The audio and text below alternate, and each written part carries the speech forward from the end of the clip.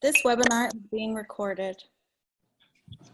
By participating in this webinar, you agree that Angel Robbins owns all right to this recording, and you grant her permission to use your image in any written or spoken comments you choose to offer during the course of this webinar in any manner she chooses.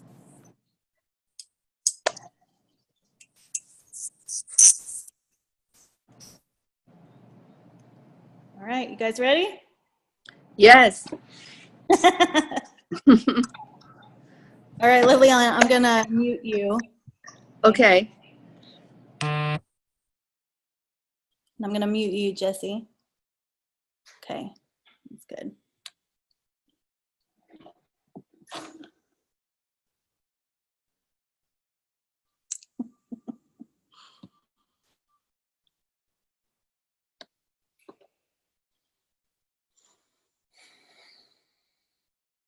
Om Say Savanata. Om Say Savanata. Ooh, ooh, hey. Safe come Seiken. Safe come Seiken. Ooh, safe no. Ooh,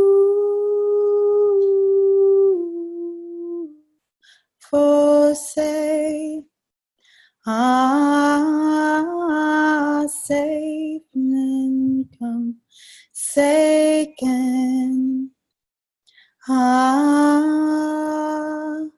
hey,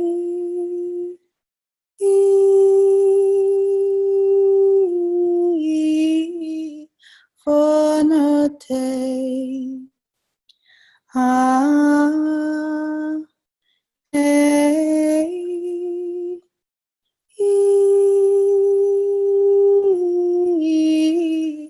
for no day, come for day,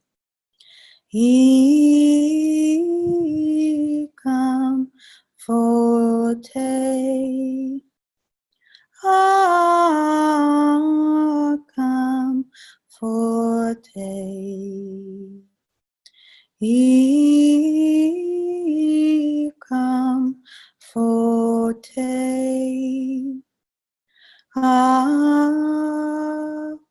day. Hey, for no day. Hey,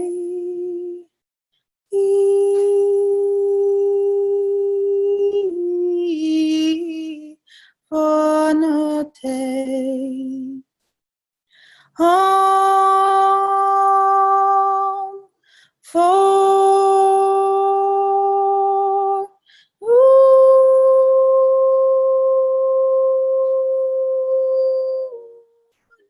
Sa Tien Kenu. Home for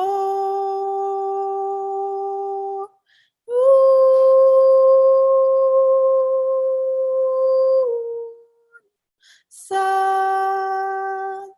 Tien Kenu. Nyam 48. Nyam 48.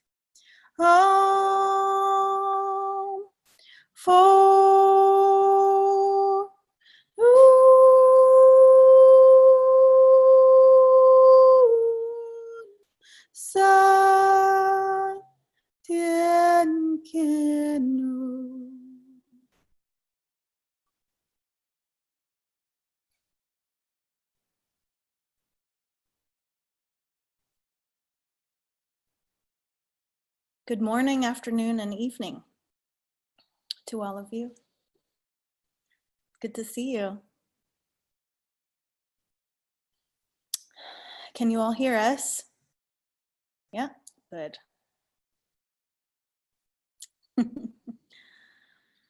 So the art of healing pain. It's a good topic, isn't it?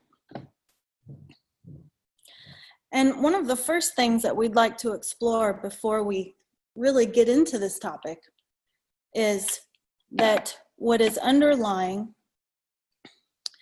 anything regarding being able to heal pain is your belief in whether or not you can. And it's really important to assess what your real feelings about that are. Because what you will find in your feelings, in your beliefs, and we're interchanging those two words because they coincide. Whatever you discover in that is what needs to be explored to help you on your path of healing, okay? Because the way that human beings are created is very complex, very beautiful. But you all have a network of belief structures that you begin forming, let's just say in the womb. It occurs even before that, but let's just go ahead and start there. So you have this network of belief structures that begin forming in the womb. And they are related, these belief structures are related to everything that you are experiencing emotionally, okay? So if you've been a part of our webinars or if you've listened to our webinars before this one, then you have kind of a foundation of what we're talking about, because we actually go into this a little bit on any topic that we're discussing. But there's something called your egoic field. And we know that someone a long time ago coined that word ego. But what it really means is that there is a function of your humanity that is recording your experience. And as this records your experience, as this records your emotional experience,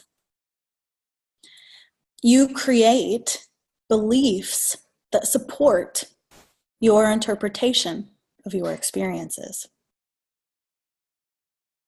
Now, obviously, interpretation is the really important word to understand in that entire thing, because two people can experience the same thing but have totally different interpretations of it. And the belief structures will occur based on the interpretation of the occurrence. That's how you can get two people that grow up in the same household and they can be just very, very different people with very, very different perceptions of life. It's because you are all interpreting life differently, okay? And there's a lot that goes into that, and we can get onto that at some other time, but for the sake of the topic today, we just want you to understand this basic component. So if you're ill and you've been told that there's no cure for the certain illness, and you believe that, then that's where you have to start, okay? Because we're here to tell you that, in fact, there is a way to cure everything. Everything, all right? Because everything is energy. Everything is some type of interaction, some type of dynamic of energy. That's what sickness is too, all right? So based on that understanding, anything can be brought into a state of wholeness, okay? Now, to understand that anything can be brought into a state of wholeness, you have to actually remove your judgment, all right? Because there are certain things that exist in the world that humans perceive as imperfect, but it's not that it's imperfect, okay? So we'll just use something like Down syndrome as an example. Humans would view Down syndrome as imperfect. But from our perspective, Down syndrome is not imperfect, okay? So you have to basically wipe away your beliefs in what is perfect and imperfect also to understand what real healing is. Because you have to assess healing from the point of, who am I meant to be in this lifetime? And when you understand who you're meant to be in a lifetime, then your, quote, imperfections will start making sense to you. Okay? So when you're taking something from a state of brokenness into a state of wholeness, the way that the brokenness really needs to be assessed for you to be doing the healing on your own, okay, so for you to have empowerment within your healing process, the way that the healing process needs to be assessed is, can I get there? And what is that wholeness that I'm seeking? What does it feel like? What does it look like to me? What does it mean for me? So when I perceive myself in a state of wholeness, or when I perceive myself in this state of healed, who am I to me in that scenario? And assess that. And then look at yourself and say, okay, when I perceive myself as sick, when I perceive myself as broken, who am I to me in that scenario? And then really engage the observer component of you and look at the differences. Feel the differences in the way they feel. Observe the differences in the way those two think. Okay, because what you're assessing is a pathway from one person to another. That's basically what healing means. You become someone different. Because the healing path includes thoughts that change, emotions that change, and therefore physicality that changes as well. And that includes the perception of life changing, the perception of oneself changing. So what happens when you guys heal something is you undergo a transformation.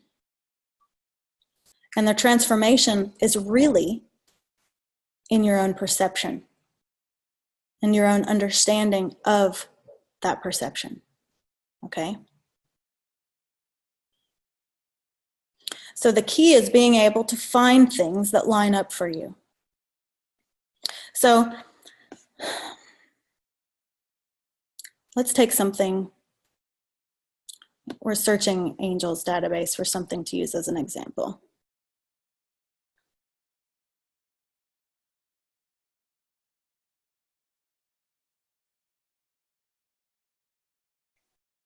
So once upon a time, Angel was put into a psychiatric hospital.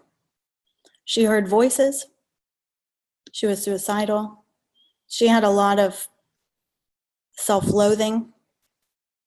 And in her experience of life, she was convinced, she had been convinced, that she was the crazy one, okay? So when you're perceiving yourself as the crazy one, that's basically perceiving yourself as broken or sick, all right? So in order for her to start on that healing journey, what did she have to do? She had to wake up to the world around her. She had to wake up to the dysfunctions around her and be very honest about them.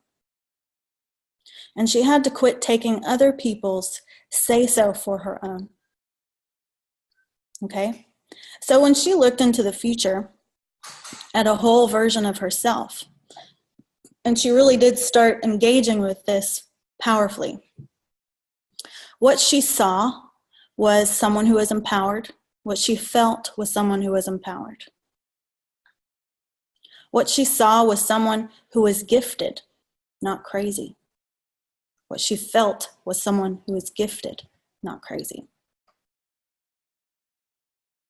What she felt was someone who had inner confidence.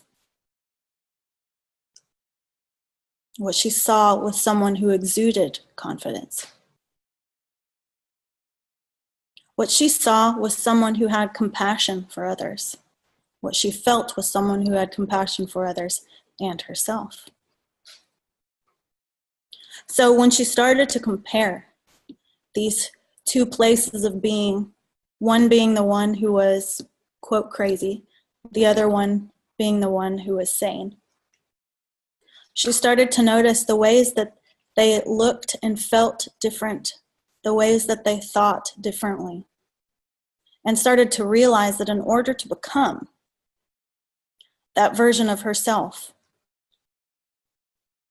she had to really look at the world around her, the opinions around her, the people around her, and assess if they were healthy. And erase everything she had been taught about herself in order to more accurately assess who she really was. So in this scenario, we're not saying for you guys to become blind to yourselves or to create some type of illusion.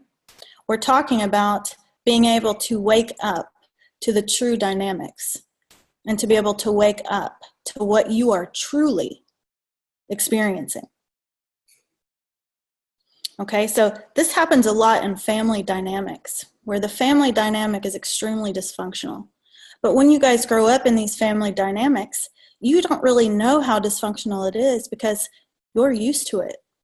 That's your norm, okay? But so someone that's like Angel, who grew up in a dysfunctional environment, and it was easy to make her the crazy one. Well, of course, most everyone hopped on that bandwagon, because if everyone blames one person for being crazy, then they don't have to look at themselves and their own dysfunctions and how it might be contributing to this person who's experiencing these types of things, right?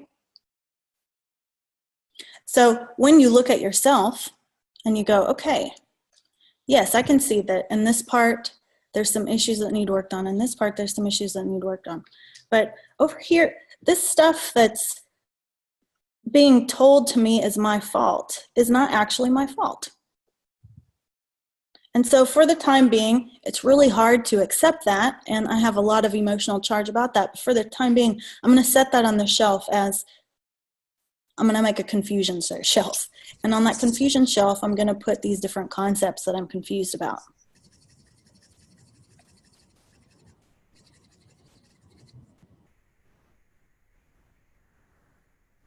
We're just meeting someone. And then I'm going to put these other things that I'm sure about on my sure shelf. And I'm going to start sorting. And I'm going to see what lines up with the person I want to become, what doesn't, and how do I get into that dynamic and start untangling it for myself. Okay? And how do I be consistent in my effort to become this person and not take everything that others say about me as true, but instead accept what others say about me as their perception because of whatever dysfunctions they have going on at the same time that they can't deal with. Accept that that's going on with them. Accept even that through their eyes, this is the truth. And also accept that through my eyes, it is not true. Something else is the truth, and I'm figuring it out. So what we just exposed in that way of thinking is hope, okay? When you make a pronouncement to yourself of, I'm figuring it out, I'm on the road to figuring this out, you are on the healing path. The key is, do you believe yourself when you're saying it? Do you believe yourself when you're experiencing it? And if you don't, it's time to stop and get in there and understand why. Every bit of life becoming easier for you guys is about you understanding yourselves. It really is. The more you understand yourselves, the less pain you will experience. It is in the deep insecurities and the extreme self-doubt that you guys give birth to massive pain, painful experiences, frequencies that bring to you experiences to show you what needs healed. So it's really important to get into your own inner dynamics and understand what your deep opinions about yourself are and how those opinions are affecting your mind, your thoughts, your emotions, and your physical body. The next thing to do is become absolutely accountable for your own healing path. When you become accountable for your own healing path, it does not matter who else is in your world telling you things that may or may not be true. Because you can look at it as though everything that comes your way is an opportunity for you to assess and learn something. So if you can wipe things off of your plate in terms of, is this true or is this not true? And instead assess it like this: how can this benefit my forward movement? You will make it so much easier in your life journey.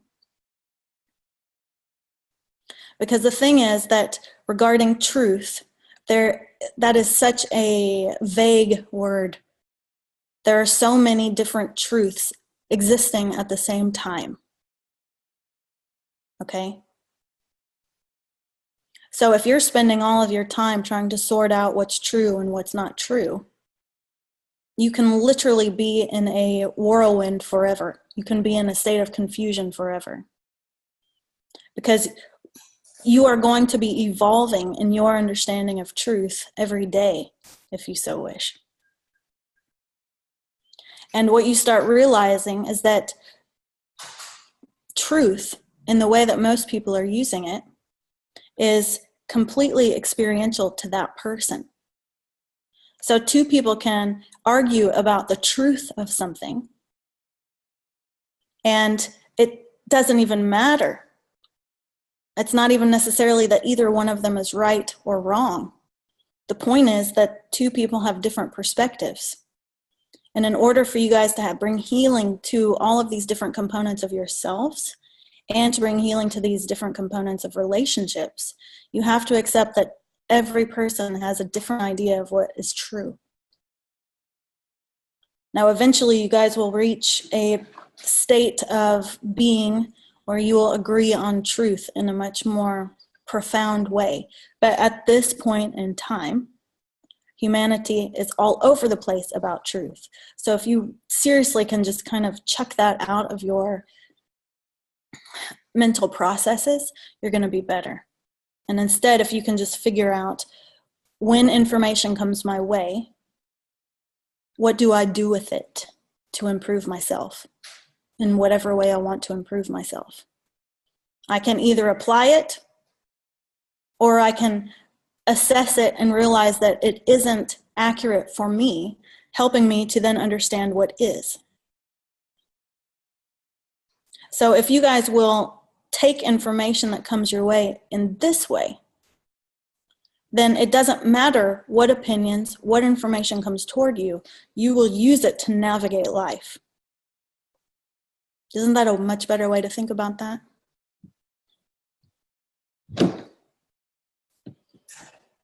So after you've assessed, okay, I am accountable for my healing path. And as information comes to me, I'm going to use the information to navigate. So let's take this idea into a topic like cancer. Let's say someone is told that they have stage 4 cancer and they have 4 weeks to live. Number one, we disagree with telling anyone what their lifespan is. It's ridiculous. But when that type of information comes toward you, the best thing to do is assess. This information has come toward me because I am in a state of extreme dysfunction. My body is in a state of extreme dysfunction. And there is a collective understanding that when the body is in this state of dysfunction, the odds of living are not good. What does that mean? Well, that means that somehow I have created a momentum. I have contributed to a momentum that is so strong that it's starting to take me out of this world. What is that momentum? What is it? And that's where you begin, okay? So you do your best to erase what you've been told about your life timeline and instead assess where you are and assess how you got there. Because no matter what dysfunction is presenting, it took momentum to get there. And what your job is at that point is to figure out what contributed to that momentum. So this is what we mean by accountability. Instead of going, oh, I'm just going to blame all of these different things and accept my fate, or I'm going to blame all these different things and just do my best to overcome it, the way we would handle it is like this. Okay, I really, really hate this diagnosis. I'm so angry about this diagnosis. And then we would start to go deeper. We would start to go into that anger. And we would start to discover how long it's been in existence. How long has that deep anger been in existence? Because if you start to go into it, what you'll find is that there's a lot that's in there. It's a giant mixed bag of stuff. Because being in that place where you feel like you have no power over your life is obviously a disempowered place, a deeply disempowered place.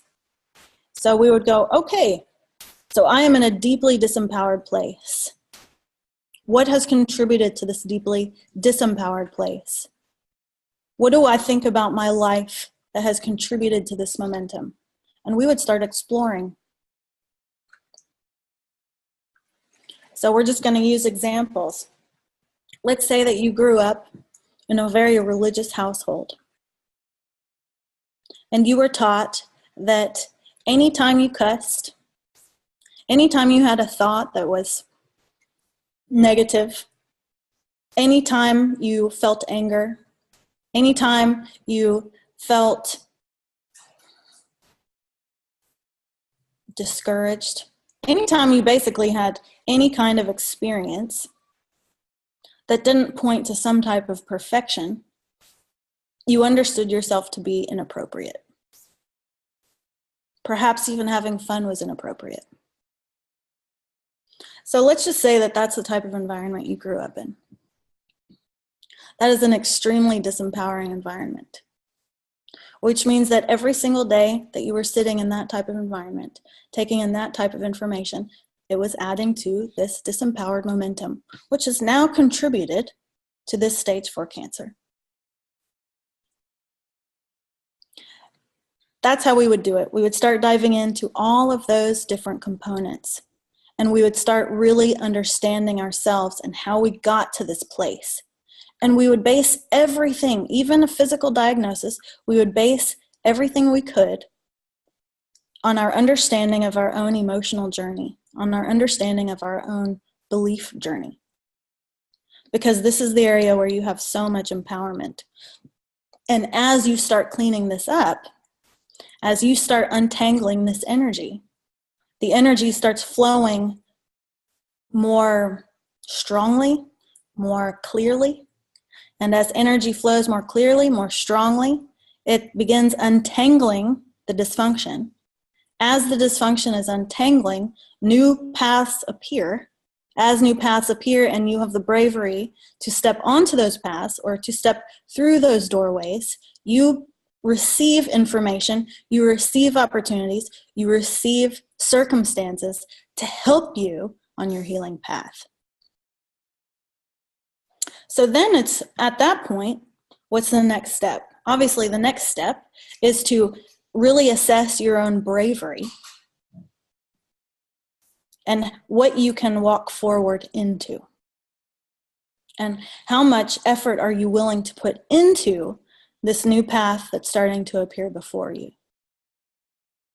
Okay, so right here you're at kind of a choice point, because what you're realizing now at this stage is, okay, I've had so much momentum going into this disempowered state. I've had so much momentum contributing to this illness that I'm now experiencing. It's going to take a lot of effort, a lot of dedication, a lot of new habit making to turn this around, to get this momentum going in a different direction. So understanding that, I am willing to put forth as much possible energy, dedication, diligence into creating new momentum. And I'm completely open to every single door that shows up. And every time a new door shows up, I will assess the information. I will pay attention to my belief systems that are telling me what's true and what isn't, and really assess if that has any foundation whatsoever, or if I'm making a decision based upon some type of experience I lived in my history. And I will gather all of the bravery that I've got and move forward into areas that I know nothing about. Because here's the thing, guys, when you're on a healing journey and you're changing momentum of this degree, it looks and feels like you are walking blind. This is where the walk of faith really starts occurring. Because you have to consider that your entire life has contributed to this extreme dysfunction that you're now finding yourself in, which means that your foundation of understanding has been dysfunctional. Which also means that what is functional, you have not yet discovered. So now you are on a path of discovering what is functioning, or how to function. And that path is a completely new path. That path is a path that you don't have any understanding or awareness about. Which means that it's going to take every bit of faith that you have to walk on it, because you don't have any foundational knowledge about it. Because obviously your foundational knowledge has been dysfunctional, which is why you're finding yourself in a state of dysfunction. And this is the way that we would approach every single day, creating new momentum. So at this point, we want to know, do you guys have questions? Because this is a deep topic.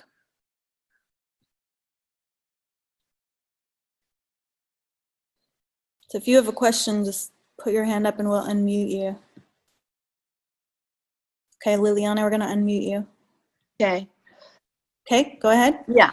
I have personally an experience in which I had some issues with my back, and I went to see a doctor, an orthopedic, and he told me that I have spinal stenosis, and that I was so unstable that I barely cannot do any type of exercise or any turning or bending or yoga or anything. Of course, myself, I didn't want to believe that. I completely erased what he told me. And at the same time, I started doing yoga. I started doing Pilates. and I never had any problems again. But I understand how that's the way I am, because, for instance, when something negative comes to me as an affirmation, that's something that is going to happen, I automatically reject it. And even though it was a very good doctor, I thought that's not for me. And, you know, and I don't have any problems right now.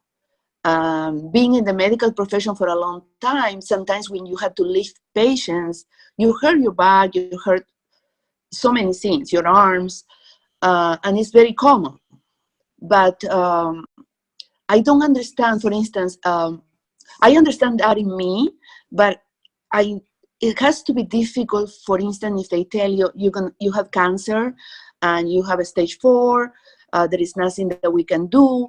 How somebody can change that and create a different picture. Like you said, it takes a lot of energy to believe something that doesn't have much of a support, right? Because it's something like, you know, it's an analytical thing. You say, well, there is cancer. What are my options? Chemo, radiation, whatever. And if that is not going to work, there is no other options. So in that case, I see it really difficult for somebody to be able to change that and to create a new real realm that's not gonna have a problem, that is gonna be able to survive that, you know?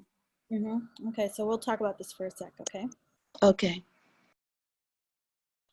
That's why we use this stage 4 cancer as an example, because number one, it's happening in your world all the time. Number two, it does represent a very strong momentum and one that's difficult to get out of.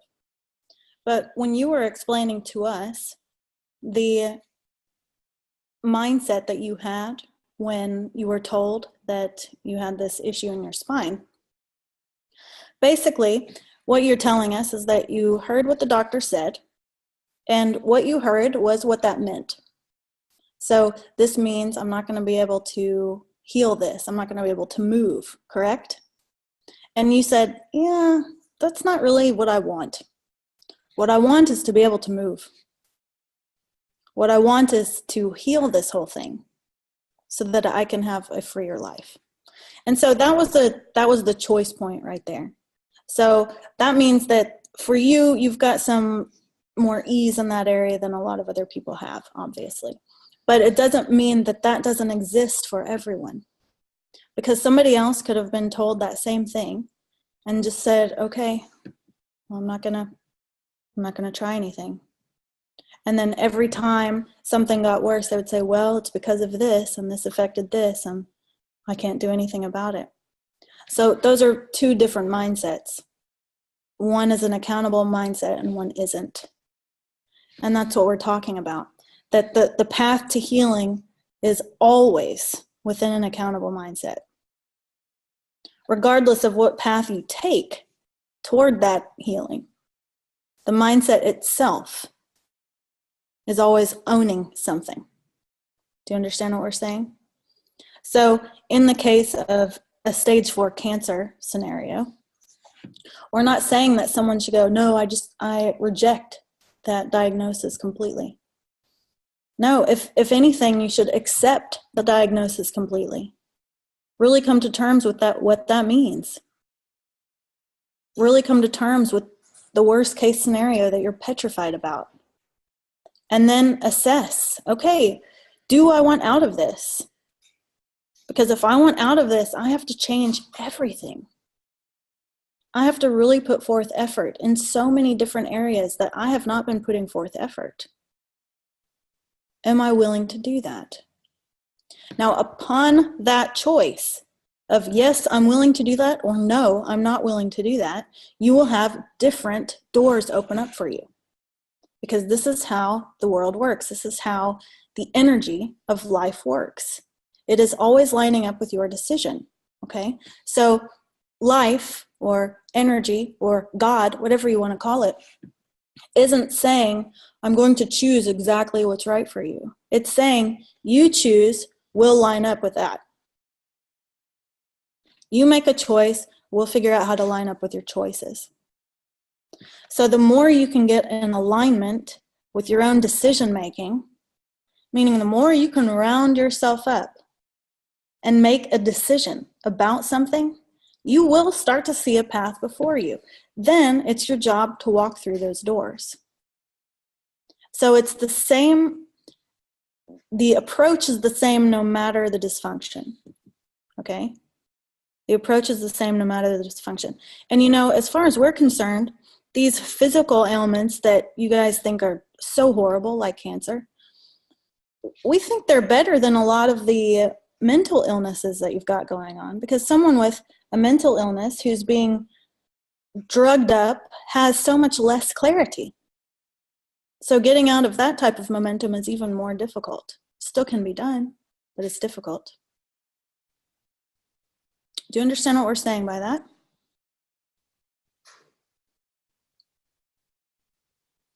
So really, healing comes down to your decision to heal based upon your ability to accept where you are.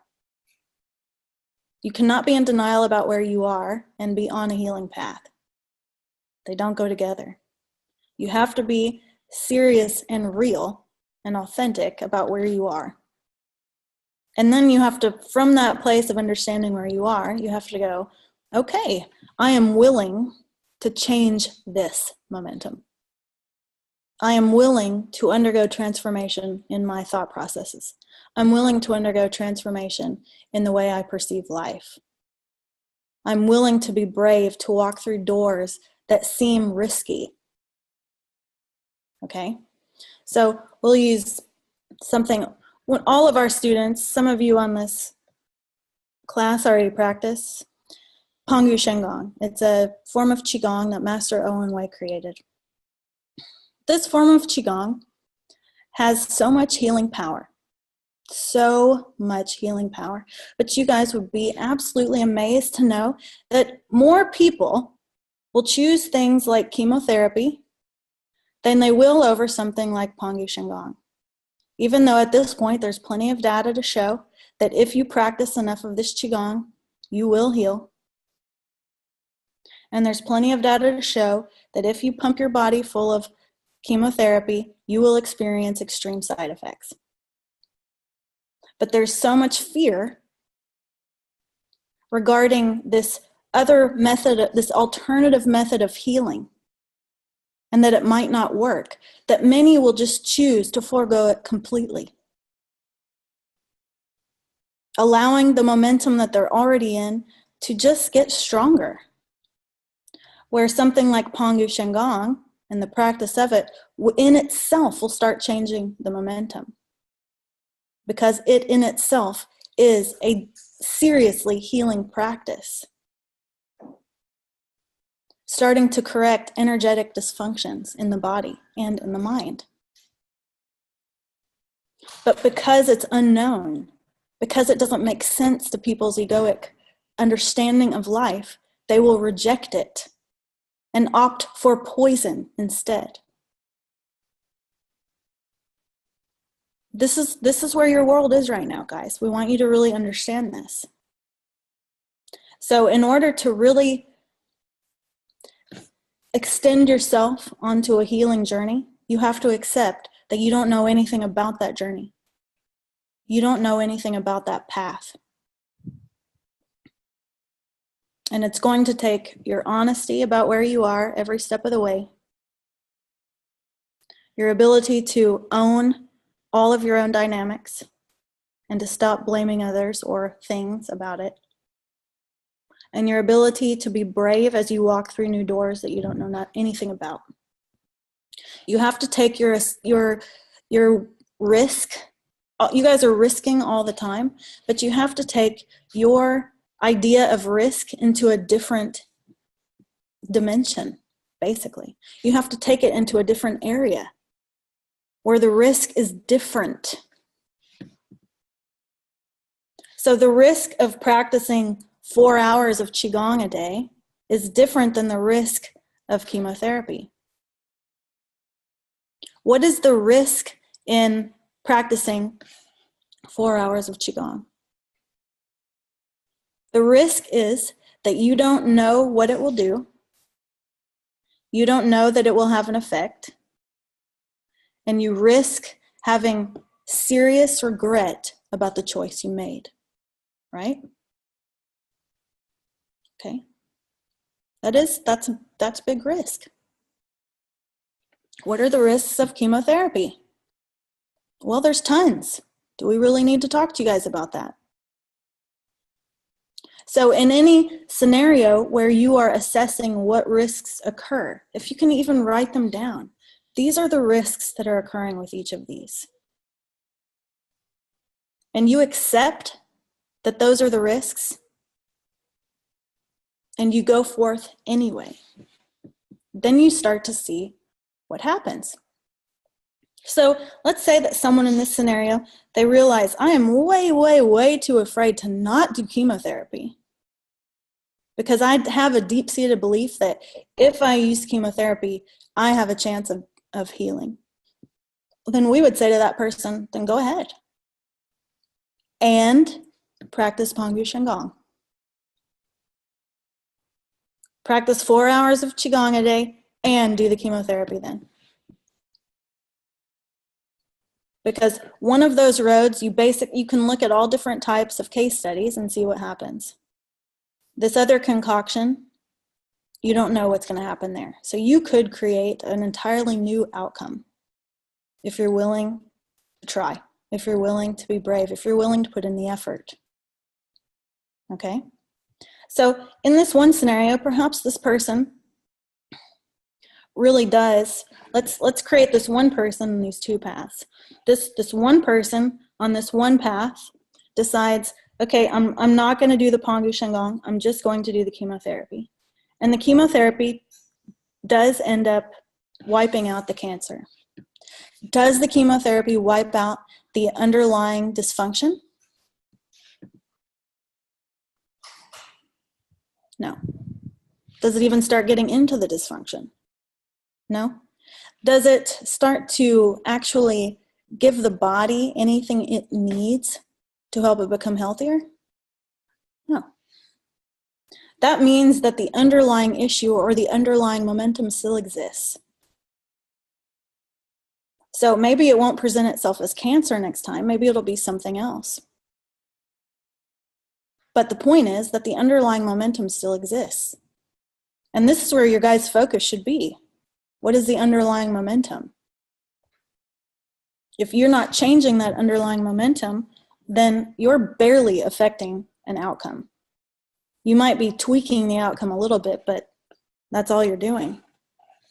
In this other scenario, where this person decides, I'm going to get the chemotherapy and I'm going to practice 4 hours of Qigong every single day for the next year. In a year's time, not only has the cancer gone, but they have specifically, energetically created a pathway to healing by practicing this Qigong. So in a year's time, the momentum, at least energetically, has totally changed. Now let's add that that person also, while practicing the Qigong, while getting the chemotherapy, also did deep emotional work to understand the deep dynamics that were occurring. And every day they dive deep into the way they felt about things. They dive deep into the dynamics of disempowerment. And they started uprooting all of it by feeling these dynamics, being honest about these dynamics, offering genuine compassion to these dynamics, and being willing to change these dynamics within themselves. That practice, in a year's time, not only has this person now changed the momentum energetically, they've changed the momentum from the deepest place that they can. They've changed the momentum from the source. You guys understand what we're saying? So you understand the difference of these approaches? So it's not about saying one is right, one is wrong. It's more about being able to assess having greater ability to assess everything that's going on and everything that needs to be worked with in order to create healing. And then being willing to work with every component that shows itself.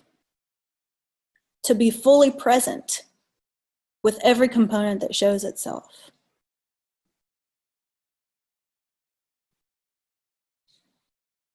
To be willing to not run from it anymore. To be willing to not have Band-Aid treatments anymore.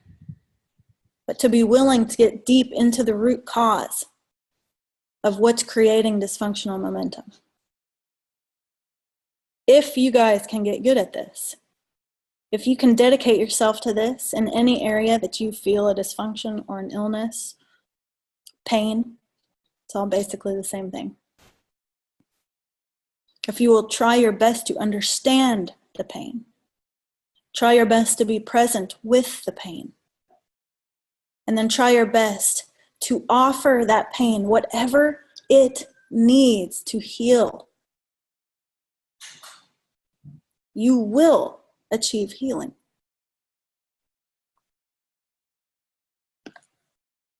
So, are there more questions?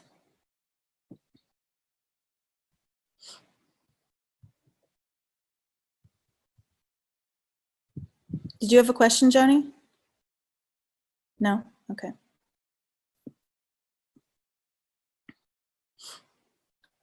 Did we say this clearly for you guys?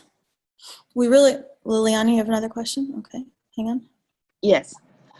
I have a friend that is my age, and we were friends since we were in high school back in South America. She is diagnosed with fibromyalgia. She has a lot of traumas from when she was young, growing up with parents that they really didn't love each other, but they lived together. And when I did a scan on her, like a couple of years ago when she was here, everything that came out was minds, the holograms, traumas, shocks, everything. She is in a very bad condition right now, but the problem that I think is she doesn't have the belief that she can heal. And it's so difficult because I would like to help her, but I don't have when I talk to her, she says, I don't want to even call you because I'm so negative on all these things that I have that I don't want to bring you down. And I said to her, well, you had to call me because that's when you need some support. You need to talk to somebody. She's in a lot of medications. Like you said before, she's taking so many medications that she can barely function. Now she told me that she can barely get dressed. It's getting really bad, very bad. And the problem that she has, the source of everything, is that the kids, her children, which are adults, they don't care about her. They don't care about what she has pain or not. They think that she's a people that they invent problems, so they say that they have all these diseases, and they didn't believe that she does, has all what she has. And that lack of love that she gets from the kids and from the grandkids is affecting her. I think the source of everything is that she doesn't have that good relationship with them. They don't care for her. How do I help her? How do I change the mindset that she has? And she financially, she could come here and live here. She has many properties. That's not a problem. But the problem is that when she's there with them, she always expects something from them, but they don't. There's the same situations always. They are very successful, and they are just in their lives. They don't want to include her mother in their lives. It's really bad. It's really bad. But I don't even know how to help her. If I should do some my health, like Pete is saying, that with intention, sometimes he can do a long distance my health session. What do you think, Angel? We think that she needs a lot of emotional support. Exactly, and that's what she's not getting. Right. So in that scenario, if we were the ones conversing with her, we would start helping her explore the people that she is in contact with on a regular basis that Exactly. are not offering her emotional support, respect, appreciation, whatever Right. those things are, and start getting her to really explore how she feels about that. Right. And the importance of that is that when you guys realize that you don't like how you're being treated, you start to make decisions about it. Exactly. But when you are in that place of obligation, and this happens with family, well, Yeah. I'm obligated to be around them, I'm obligated to do this, I'm obligated to do that. And what you're saying with obligation in that way is, I'm not willing to pay attention to the way I feel about this. The way I feel about this is not as important as the obligation. So how do you think that tender you inside there responds to that? Tender you responds to that like, seriously? So I'm not important to you either? So I'm obviously not important to them, and I'm not important to you either? Well, then what's the point of any of this? What's the Exactly. point? Exactly. Energetically, that's what we feel.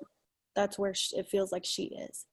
So if we were in your shoes, of course, everything you're doing with Ness, with her, is wonderful.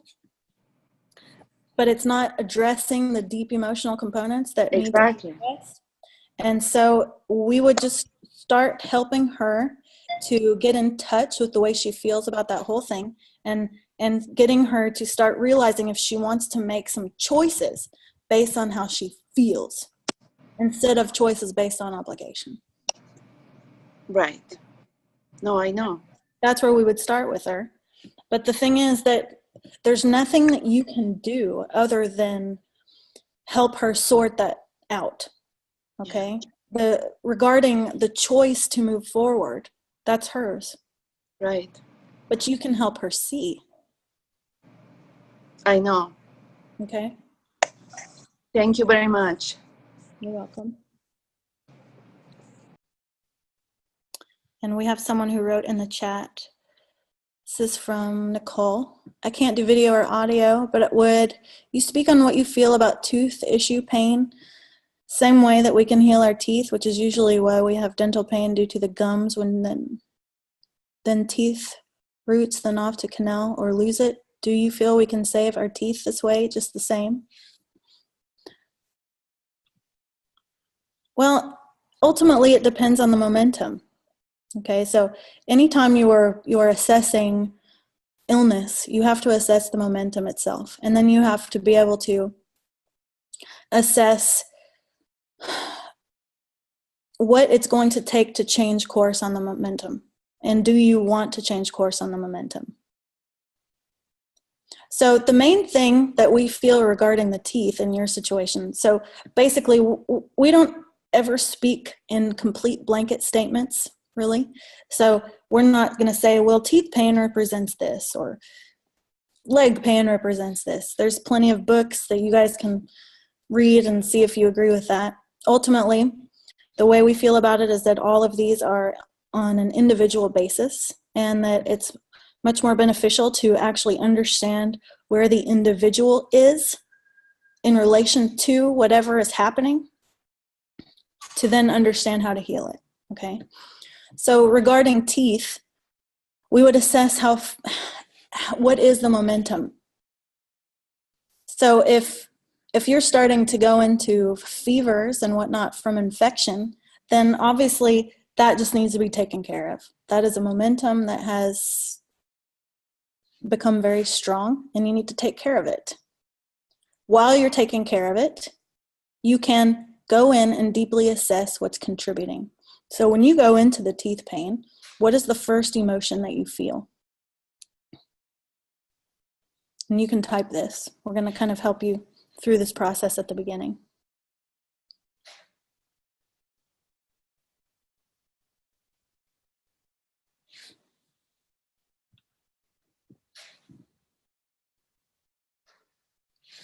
That's great. So she says, I've actually cleared infection from it. She's learning a lot about energy work. Okay, but still, how do you feel about the teeth whenever you start thinking about them? Like, what is the main emotion that comes forth?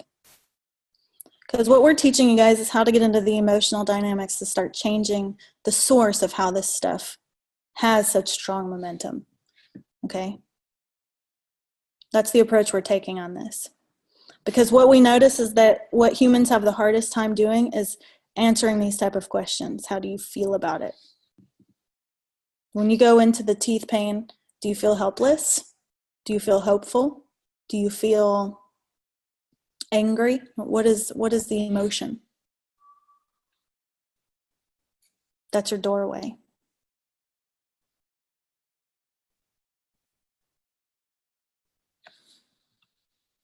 So see, if we were working with you guys on these type of things individually, this is how we would approach it. Okay? There's a lot of different tools out there. We've talked about one, Pangu Shingon. Liliana just talked about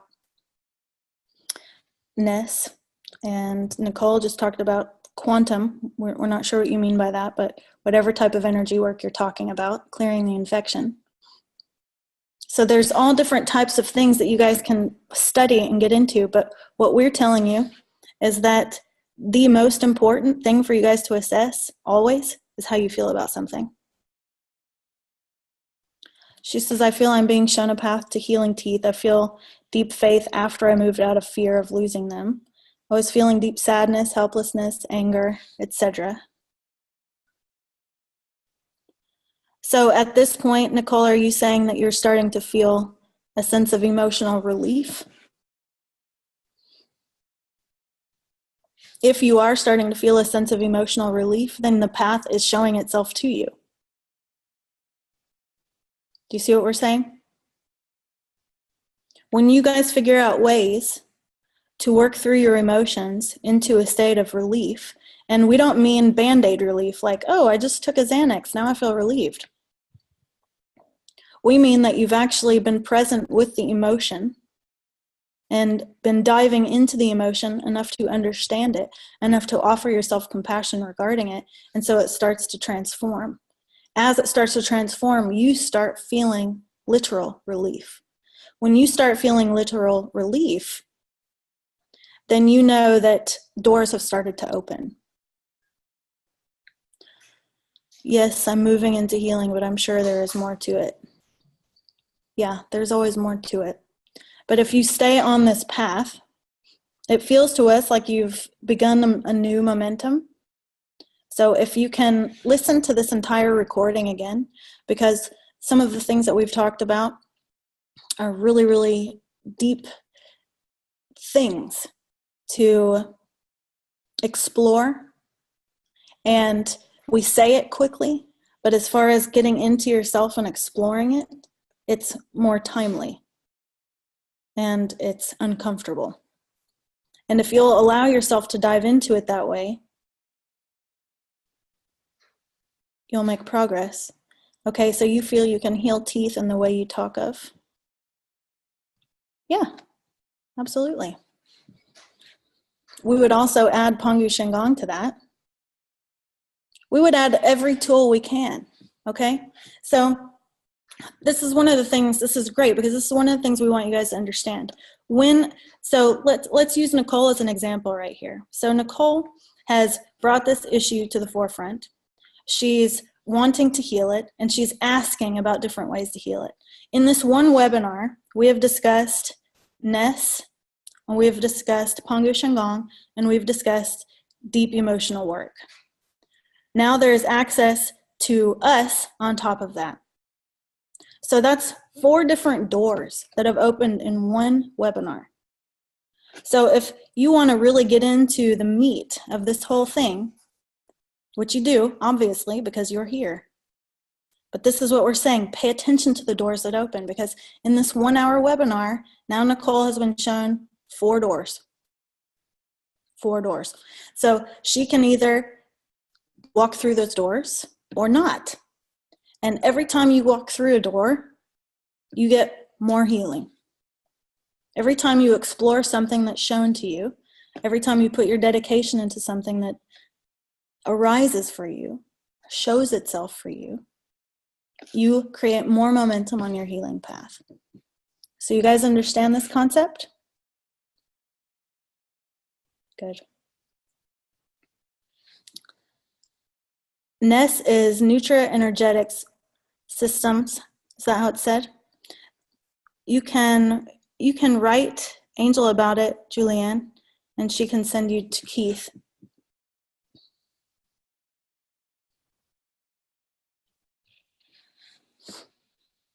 It's basically information is medicine, and it is brilliant. It is the future of medicine, and you have access to it right now. Okay, guys, it is 11:15. It has been an hour, and we hope that you have enjoyed this topic. You're welcome, Nicole. Thank you for being on the call. You're welcome, Liliana. We hope to see you all soon.